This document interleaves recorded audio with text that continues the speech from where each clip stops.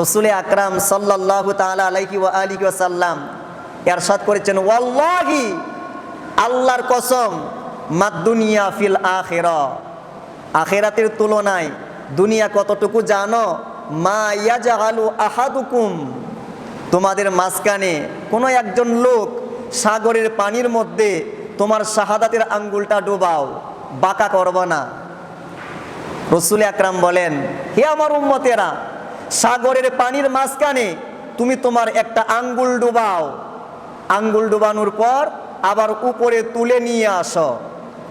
ফালইয়ানজুর বিমা তারজিউ, লক্ষ্য করো তোমার এই আঙ্গুলের মাথায় কতটুকু পানি উঠেছে। আচ্ছা, আপনি সাগরের সমস্ত এরিয়ার ভেতরে একটা আঙ্গুল ঢুকাইলেন, আবার উপরে নিয়ে আসলেন, আপনার আঙ্গুলের মাথায় কি 1 লিটার পানি উঠবে?